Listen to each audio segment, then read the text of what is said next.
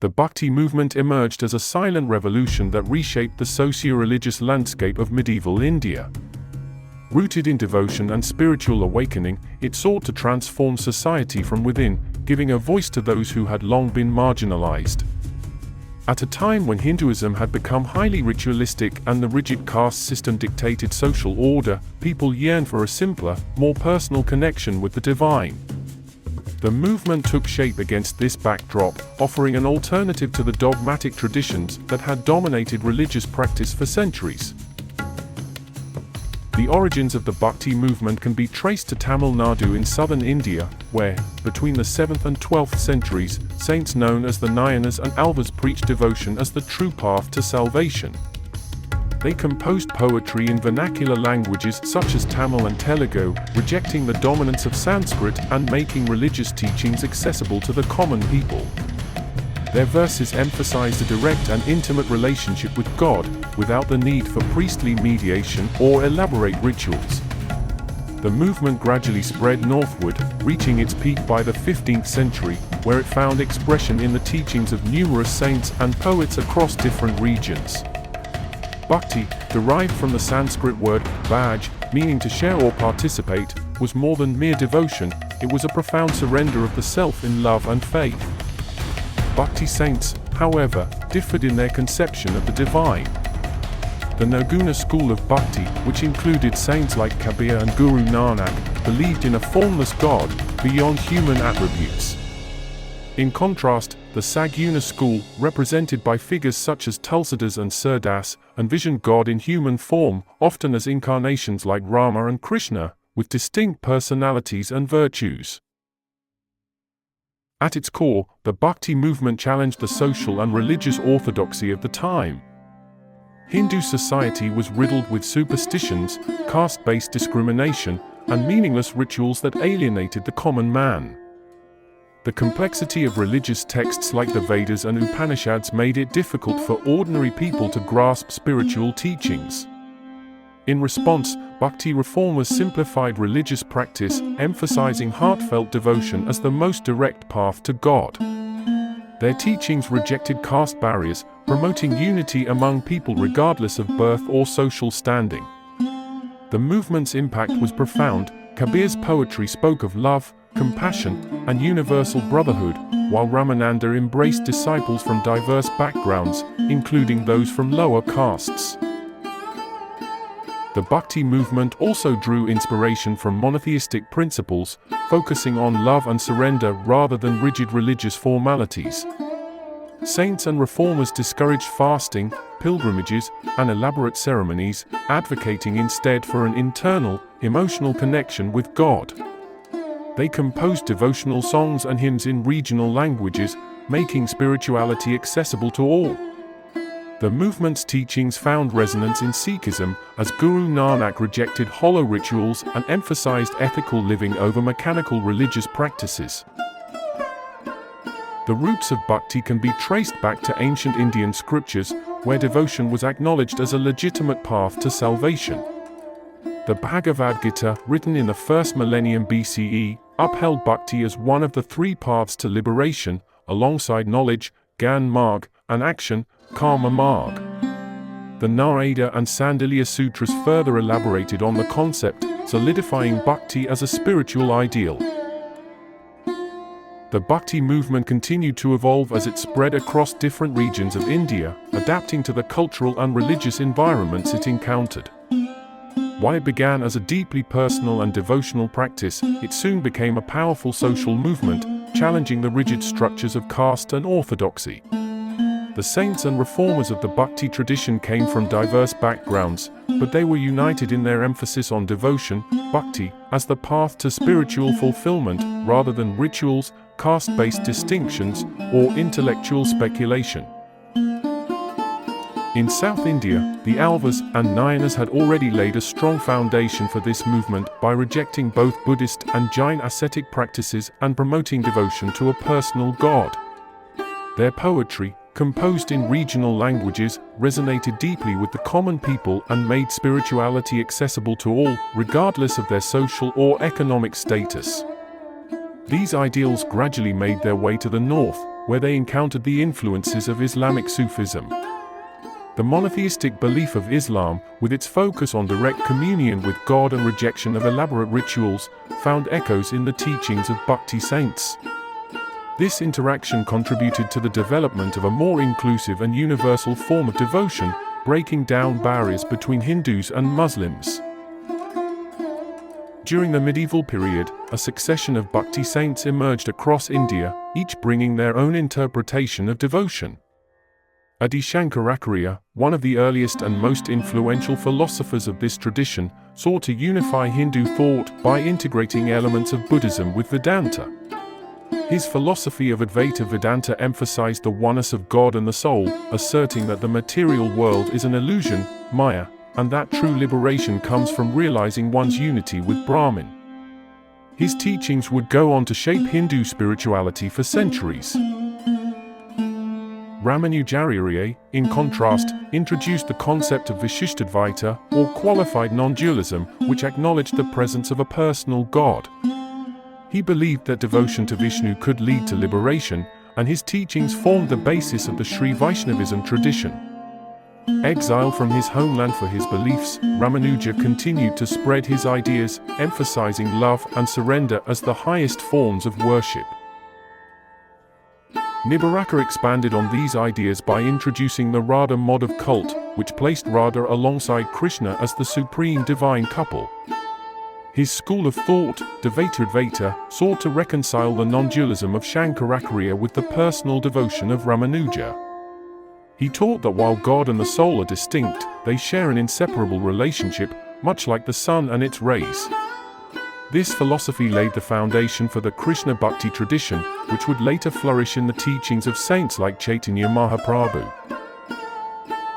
Madhvacharya, another major figure, strongly opposed Advaita Vedanta and instead promoted Dvaita, or dualism.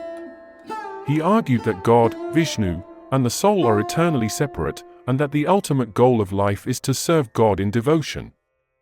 His works, including commentaries on the Bhagavad Gita and Brahma Sutra, became central texts for the Dvaita school. As the Bhakti movement gained momentum, its influence extended beyond philosophy into social and cultural life. Vallabhacharya introduced the Pushti Marg, a path of grace that emphasized Krishna's divine playfulness and unconditional love for his devotees. His teachings celebrated the joyous aspects of devotion, incorporating music, dance, and festivals into worship. In Karnataka, Basavana led the Lingate movement, challenging Brahminical dominance and promoting a Shiva-centric devotional practice.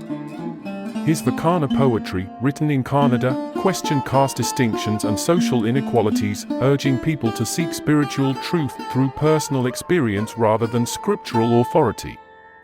He established the Anubhava Mantapa, a forum where people from all backgrounds could engage in discussions on spiritual and social matters. His movement inspired generations of reformers and continues to have a lasting impact on Karnataka's religious and social landscape. Ramananda carried forward the Bhakti movement in North India, drawing inspiration from both Hindu and Sufi traditions. He rejected caste-based restrictions and accepted disciples from all walks of life, including Kabir, Ravidas, and Bhagat Pipa. His teachings emphasized devotion to Rama as a means of spiritual liberation, and his influence helped shape the Bhakti tradition in the Hindi-speaking regions. Among Ramananda's disciples, Kabir emerged as one of the most influential Bhakti saints.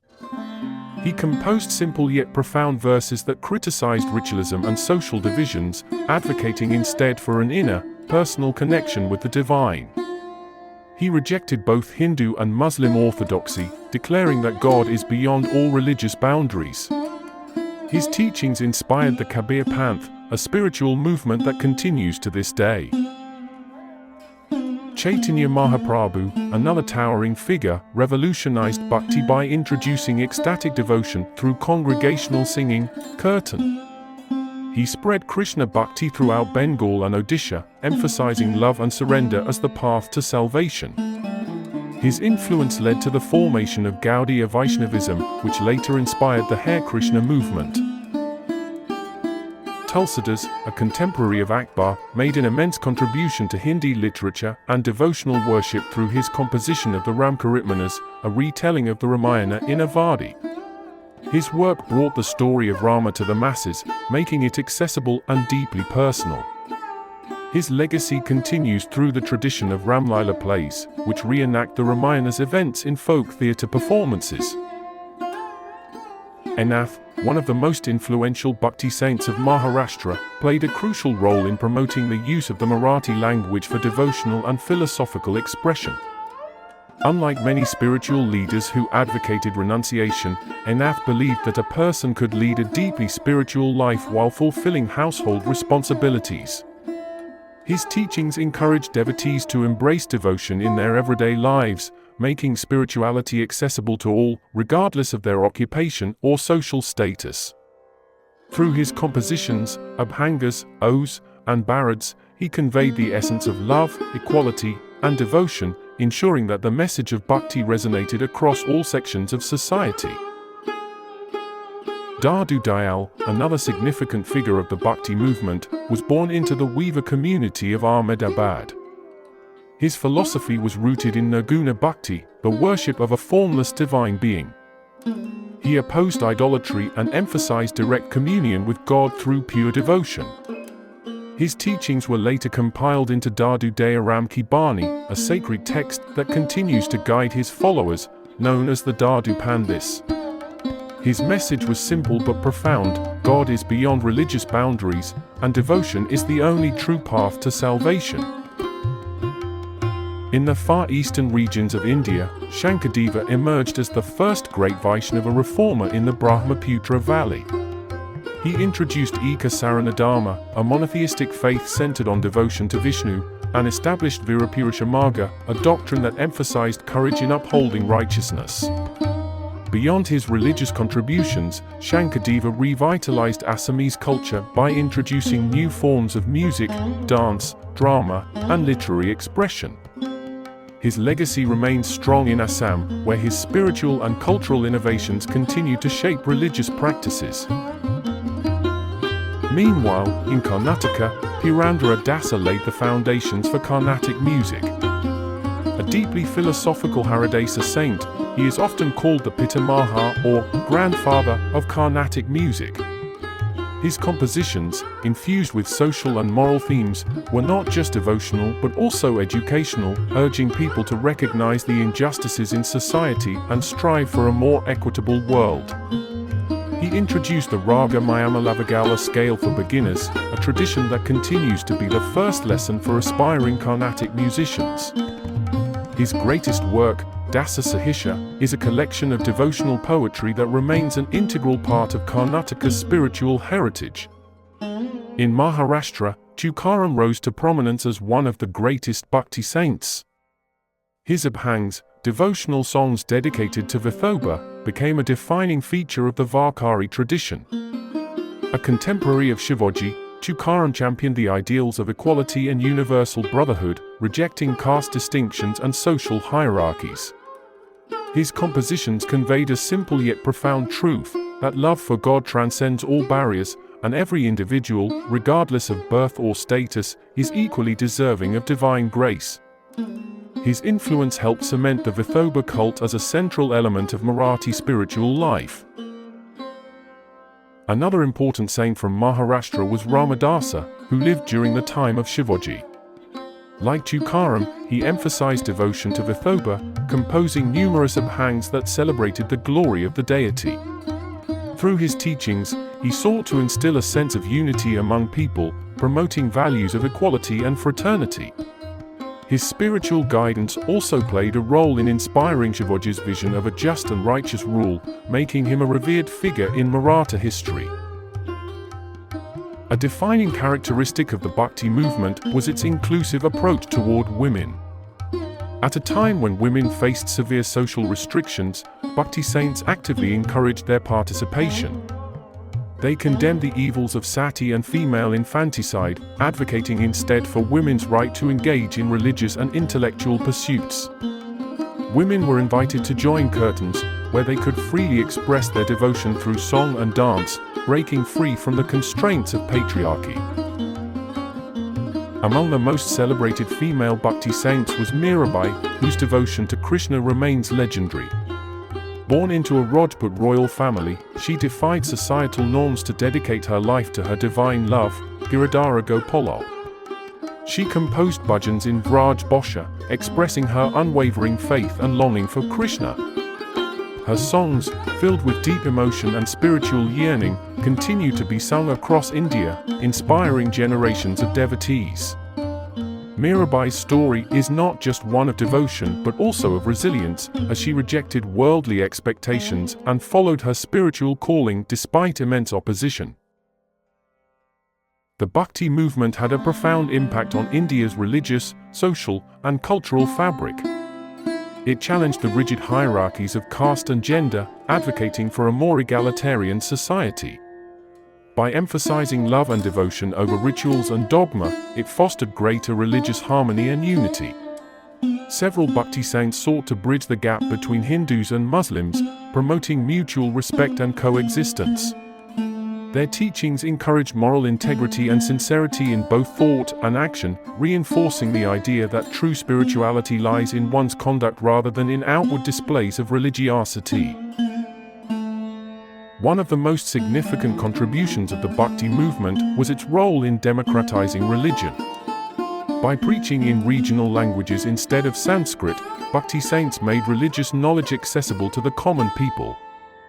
This shift led to the flourishing of vernacular literature, with rich devotional poetry emerging in Gujarati, Marathi, Hindi, Bengali, Kannada, and other languages.